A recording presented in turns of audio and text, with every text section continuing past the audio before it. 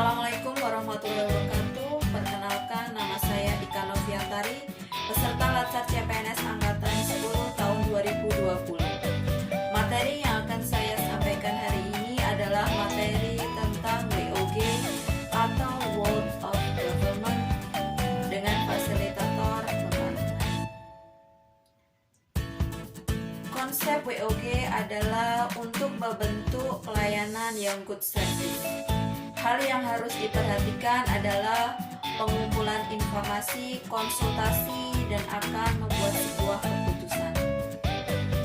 Definisi WOG yaitu yang pertama yaitu Policy Development, yaitu pengembangan kebijakan oleh pemerintah yang terintegrasi dalam merespon suatu isu tertentu. Yang kedua adalah Program Manajemen, yaitu akan direncanakan jika pengelolaan program yang terpusat, terprogram, dan terstandarisasi. Yang ketiga adalah Service Delivery, yaitu pemberian layanan yang terintegrasi yang memudahkan pengguna untuk mengaksesnya. Keyword dalam WOG antara lain terintegrasi, koordinasi, kolaborasi, terpusat, teamwork, one goal, kapasitas, dan terpadu. WOG pada dasarnya merupakan pendekatan analisis tentang bagaimana penggabungan instansi dalam satu tempat yang mempunyai fungsi dan tugas yang sama. Analisis WOG adalah analisis tentang WOG. Mengapa ada WOG? Karena yang pertama, faktor eksternal, yaitu seperti adanya dorongan publik, yaitu memerlukan pelayanan yang prima. Yang kedua, faktor internal, yaitu fenomena ketimpangan kapasitas sektoral, yaitu ego sektoral dan kompetisi. Yang ketiga adalah keragaman latar belakang, nilai, adat budaya, istiadat, dan faktor lain yang mendukung disintegrasi. Kategori WOG ada 3, yaitu kategori koordinasi dengan 3 tipe, yaitu penyertaan, di mana pengembangan strategi dengan mempertimbangkan dampak, yaitu dialog dengan pertukaran informasi, joint planning, yaitu kerjasama yang sementara. Yang kedua adalah kategori integrasi dengan tipe joint working, yaitu kolaborasi sementara, joint venture, yaitu perencanaan jangka panjang, kerjasama pada pekerjaan yang besar yang menjadi fokus utama pada peserta salah satu kerjasama. Yang ketiga adalah satelit, yaitu entitas yang terpisah yang dimiliki bersama dan dibentuk sebagai satu mekanisme yang integratif.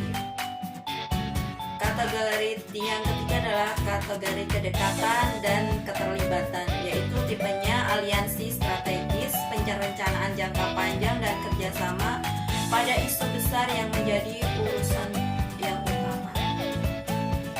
Union, yaitu unifikasi resmi dari identifikasi masing-masing itu nampak. Yang terakhir adalah merger, yaitu penggabungan menjadi sebuah struktur yang baru. Jadi sebelum merger harus melewati integrasi dan koordinasi. Cara-cara WOG dilaksanakan dengan yang pertama, penguatan koordinasi antar lembaga, membentuk lembaga koordinasi khusus, membentuk gugus tugas, dan yang terakhir adalah dengan koalisi sosial, di mana bentuk informal penyatuan koordinasi antar sektor atau lembaga tanpa perlu membentuk kelembagaan khusus.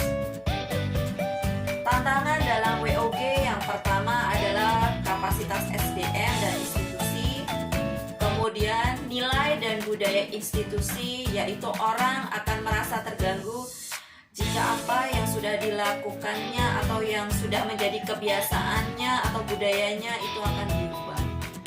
Kemudian kepemimpinan, lalu informasi, yaitu tentang kurangnya yang keterbukaan informasi, di mana hanya orang-orang tertentu yang mendapatkan informasi tersebut.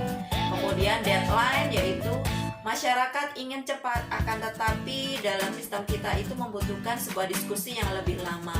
Dan yang terakhir adalah adanya ego politik dan ego sektoral. Praktek WOG dalam layanan publik yang pertama seperti administratif, contohnya pengurusan KTP, akte, yaitu bentuk-bentuk yang didokumentasikan. Kemudian dalam bentuk jasa seperti pendidikan dan pelatihan. Kemudian barang itu seperti pelayanan PDAM, PLN. Kemudian yang terakhir adalah praktek regulatif, yaitu berhubungan dengan hukum seperti SOP dan standar pelayanan. Pos pelayanan satu pintu merupakan pos pelayanan yang diberikan secara tunggal oleh unit kerja berdasarkan pelimpahan wewenang dari unit kerja menjadi satu bentuk kelembagaan dan pelayanan publik dalam satu unit pelayanan saja. Sedangkan pola pelayanan terpusat yaitu pola pelayanan masyarakat di mana pemerintah bertindak sebagai koordinator terhadap pelayanan instansi pemerintah lainnya yang terkait dengan bidang pelayanan masyarakat yang bersangkutan. Prasyarat untuk best practice antara lain yang pertama adalah budaya dan filosofi, kemudian cara kerja yang baru, kemudian akuntabilitas dan insentif, di mana insentif itu tidak bisa dipungkiri sebagai sebuah stimulus agar pekerjaan bekerja dengan baik. Kemudian yang terakhir adalah cara baru dengan kebijakan, yaitu melayani kebijakan dengan pendekatan. Contoh-contoh WOG atau pelaksanaan pendekatan WOG di Indonesia yaitu yang pertama pelayanan bergerak atau mobile seperti SIM keliling, pelayanan sertifikat tanah One Day One Service yang ada di Yogyakarta, pelayanan satu atap seperti di Samsat, pelayanan satu pintu di PTSP penanaman modal. Kemudian makna yang dapat diambil dari materi WOG ini adalah kita harus dapat mengimplementasikan konsep WOG dan membuat best practice penerapan WOG dalam perbaikan layanan atau perbaikan pelayanan kepada publik di mana unit kerja kita di mana kita bekerja secara baik dan benar. Yang bisa saya lakukan sebagai dosen untuk mengimplementasikan WOG ini adalah dengan mempublikasikan artikel jurnal penelitian ke jurnal jurusan pendidikan matematika yang sudah terintegrasi ke dalam jurnal kampus, yang nantinya jurnal-jurnal penelitian ini akan dapat diakses oleh semua orang. Mungkin ini yang bisa saya sampaikan. Terima kasih. Wassalamualaikum warahmatullahi wabarakatuh. Salam